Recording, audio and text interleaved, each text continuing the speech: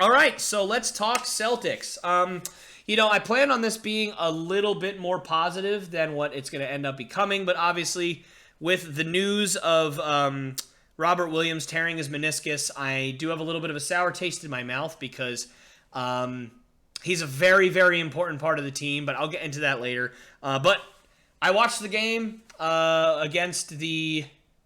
Oh, goodness, who did they play? Wow, the Minnesota Timberwolves. I can't believe I already forgot. That's great. We're doing great out here. The Minnesota Timberwolves, one of the best teams in the NBA over the last handful of games, and they just got absolutely run off the floor. The Celtics are just running teams off the floor every single time they play, and it's just an absolutely beautiful thing to watch. So, how can you not be happy as a Celtics fan with the way that they've been playing? At the time of this recording, the Celtics are either in sole possession of first place in the East or tied for first place in the East or a half a game back for first place in the East, depending on how all of the games shook up today. So, future me, did the Celtics win today, and are they first place in the East? Yay or darn. Obviously I don't really know. But either way, the Celtics are on an absolute tear.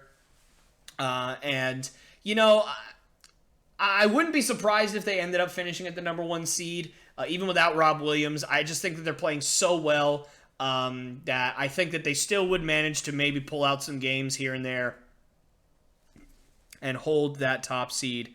They're just running teams off the floor with very few exceptions, and it really doesn't matter who they play right now. And, a few weeks ago, I said that I thought that the 4th seed would be a reasonable place for them to finish, and I think that's a little bit more reasonable now that, Rob Williams is injured, so I wouldn't be surprised if the Celtics kind of fall off a little bit as the year comes to a close because he is such a huge part of the team. But I think it's also reasonable that they could finish way above the 4th seed, which I think is just amazing, the turnaround, because I've never been more happy to be wrong and I'm getting emotional because I love basketball, guys. I love it so much, and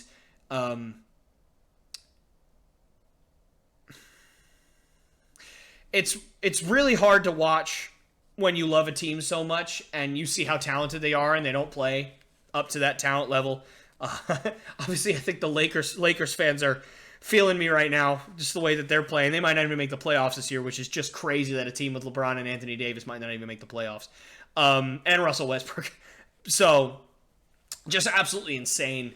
But it's really difficult when you love something that much to see it not perform, see them not perform the way that you thought they would. And then just to see this turnaround and watch as they just not only pummel teams, but pummel teams in a beautiful orchestra. Like, it's an orchestra out there. And, I'm seeing the Celtics do things that I've never seen the Celtics do. Marcus Smart throwing alley-oops off the backboard. And it's just... There was a defensive stand last night that I lost it. I cried a little bit watching it. And, I don't remember exactly everything that happened. It was sometime in the third quarter. And, there was a bunch of, the Timberwolves were like on a fast break or something. They had numbers. Celtics somehow recovered. They're flying all over the court defending. And there's a drive, and then the guy gets stripped. And right there, I was like, this is unbelievable. I don't know how the heck they didn't score on this. But they got the ball back on the strip, so it wasn't a turnover. And then there's a few more passes, and the Celtics are still flying around. And then a guy drives. Derek White steps in, takes a charge. Crowd goes nuts. And I'm sitting there like, this is unbelievable how just they have bought into every ounce of energy that they are giving every ounce of energy that they have to play defense. And it is such a beautiful thing to watch. And I think where this starts to get sad is I think that the Boston Celtics 24 hours ago had a legitimate chance to win the championship, and I'm not sure they do now, which is really, really upsetting. I still think they have a shot. Al Horford is great. Daniel Tice is Daniel Tice. I'm not going to say he's great, but he's Daniel Tice. He has the good things about him. but I just think that Robert Williams is the key to the Celtics' success, and I think he has been. He gives them that lob threat on offense that defenses have to worry about, and when they don't worry about it, the Celtics make you pay with it. He is certainly their key on defense. Anybody who watches them has seen that Ime Udoka has employed almost... Rob Williams is a free safety. I mean, that's what he is. Let's be honest. He's a free safety. He doesn't cover anybody. He just stands in the paint, and he hovers, and he circles, and he hovers. So that whenever there's a drive, he's there. Whenever there needs to be help defense, he's there. He'll go and he'll guard guys on the perimeter, of course, when he needs to. And he does it very well. But without that guy that's going to block 3 shots a night, that's your free roamer in the paint, Celtics defense doesn't work nearly as well. Because, guys can't stay in front of their man every single possession for every single thing. But when their man does beat them, Rob Williams is there to clean it up most of the time.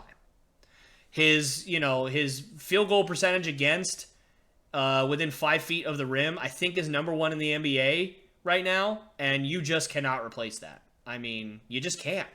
Celtics, they're going to be okay. They're not going to be as good without him, and I don't know what the future holds. So, I also think that if the Boston Celtics want to at least even have a chance to win the championship, you need to give Rob Williams as much time to come back as you can, because there is still hope. I don't know how there's hope, but there is still hope that he's going to come back at some point in the playoffs within the next 4 to 6 weeks. I don't know how that's possible. He's having surgery on a torn meniscus. I don't know much about torn meniscuses. I think that's how you say it. I don't know. Torn meniscus eye. Let's just go with that. No, that's not it. But I don't know much about having a torn meniscus, but is it really 4 weeks of a recovery? I don't know that. Maybe somebody will let me know. That seems really quick to me for a recovery for a torn meniscus. It wasn't fully torn, so maybe they're just thinking that, he'll be able to rehab and stretch it out, and as soon as the sutures heal and everything like that, and as soon as it's anchored in, he'll be fine. I don't know. I don't know how that works, but I'd be really shocked. But they are still saying there's hope that he'll come back. So let's say, it takes 4 to 6 weeks. That means you're going to need to at least be in the second or third round of the playoffs. So that means that what you cannot do is lose in the first round of the playoffs. So who do you avoid if you don't want to lose in the first round of the playoffs? The Brooklyn Nets. That's who you avoid, because without Rob Williams, the Nets will run you off the floor. I just don't think that the Celtics... I was worried that the Celtics would lose to the Nets in the playoffs when they had Rob Williams. Never mind without him. I mean, the Brooklyn Nets are just on another level. Now, they have been struggling lately, which I don't know how the Brooklyn Nets ever struggle, because I'll tell you why. And I know that as a Celtics fan, it's probably difficult for me to say this for a lot of you, especially for my Celtics fans that listen, that a lot of people might want me to just be that pure diehard Celtics fan that believes in every single thing that they do and thinks that they're better than everybody else no matter what. But here's what I know. I loved Kobe Bryant growing up. And when he died, it was really hard for me. But there's something about Kobe Bryant that stood out to me above everything else. In my lifetime, he is the person that I think of second. When I think of people that just don't give a rip about amazing defense right in his face, I think of him second. The person I think of first is Kevin Durant. I've never seen a man who cares so little about defense. And I don't mean he cares little about defense as in he doesn't play defense. I mean he cares so little about defense that is being played against him. He's a man that just doesn't care if you are Giannis, if you are Jason Tatum, if you are PJ Tucker, if you are DeAndre Hunter. It doesn't matter who you are, Kevin Durant will drop 45 on your head like that. Easily. He dropped 60 a few weeks ago. I saw his post-game interview. He wasn't even sweating. Like, it's easy for him. He doesn't do that every single night because it's impossible to do it every single night. But he is capable of doing it every single night, which is the thing that scares me, is that the Celtics calling card is their defense. And it's unbelievable defense. But Kevin Durant does not care about unbelievable defense. He will drop 50 on your head every night if you play good defense, bad defense, average defense. It doesn't matter. Defense does not matter to him. And the person that I think third when I think of people that don't care about good defense is Kyrie Irving. And they have both of them on their team. And now, because of the vaccine mandate being lifted for Kyrie Irving in New York City, he's allowed to play in Brooklyn now. So he's going to be there for all your games, barring any injury. So now your team's going to basically be at full strength, and God forbid if Ben Simmons comes back, although it's looking more and more like he's not going to with his back stuff. But if he comes back, now you've got a guy that can absolutely lock up your best player. So Jason Tatum's going to have a lot harder time dropping 50 like he did last time they played. I would legitimately rather face any team in the NBA rather than face the Nets in the first round of the playoffs. I'd rather face the Warriors. I know it's not possible. They're in the other conference. But I'd legit rather face the Warriors in the first round than the Nets. Now, I might be blowing it way out of proportion with the Nets, but Kevin Durant scares me so much that that's how I feel. I'm not joking. Like, you can call me crazy all you want. That's totally fine. I'm sure people will call me crazy for that. But the Brooklyn Nets scare me so badly because I genuinely believe that the Boston Celtics could play the best defense that this team has ever played and still give up 135 points a night. Because you could have 11 hands right here on Kevin Durant and Kyrie Irving, and they will still drop 30 apiece. That's just the way they are. Now, they might not drop 30 apiece if you play that kind of defense, but they might.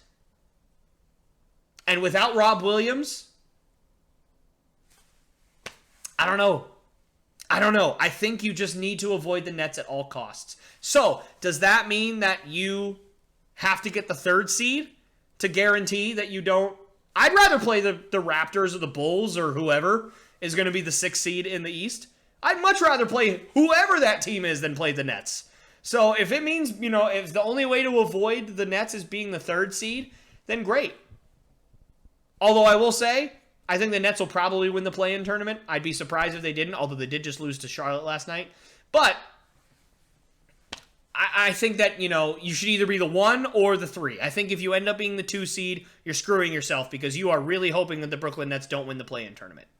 Like, you are really hoping that Brooklyn does not win the play-in tournament. And that's just asking for it because they're better than every team in the play-in tournament. They just are. I'm sorry, Charlotte. LaMelo Ball, you're great, but you're not better than Kevin Durant or Kyrie Irving. I'm sorry, you're just not. So I think that you just need to avoid the Nets at all costs. So, to summarize, I don't really know how to feel. This was obviously a much different kind of segment that I planned on talking about before I found out the Robert Williams news. This is going to be much more positive, but without Rob Williams, I don't have nearly as much hope as I did. I think for my money, he would never have won Defensive Player of the Year, but I think he should have. I mean, he is unreal. And I have been a huge believer in Rob Williams for years and years and years. Ask anybody who knows me and knows anything about basketball. I have said, why is Rob Williams not playing since his first game as a rookie? I'm like, this guy needs to start. Like, he's unbelievable, and he's finally showing how good he is. And it sucks because he's been so good this year, and he's been staying healthy for the most part. He had some injuries early on in the year, but for the last 2 or 3 months, he's really just been on the court pretty much every day, every game. And that's what we needed from him, and it just sucks. It's such awful timing for him to get hurt now. Obviously, you wish him the speediest recovery, and at the very least, you just, even if it sacrifices this year, you want him to be back and healthy next year, and being the Rob Williams that he needs to be. But man, it just stinks that he's injured now, because I had championship hopes for the Celtics, and I still do in a lot of ways, but it is really severely diminished now. And definitely, if Rob Williams cannot play in the first round of the playoffs, which is looking like the case, and we have to face the Nets, I don't know if we make it out. I really don't. But we are all going to stay positive, and we're going to hope that that does not happen. Hey guys, me again. Thank you so much for watching one of my clips from the Lopes Goes Last podcast. These clips are so much fun to do. I absolutely love making them, and I absolutely love doing them. And this podcast is my baby, so I really want this thing to grow, and I really want it to succeed. So if you did like what you see, please subscribe. Also hit that bell notification so you never miss any one of my episodes or one of my clips like this one. And please do also like and share these videos with your friends and your family so that we can make this thing grow as fast as possible. And I wanted to thank you again so much. And I hope you guys enjoyed the video and have a great rest of your day.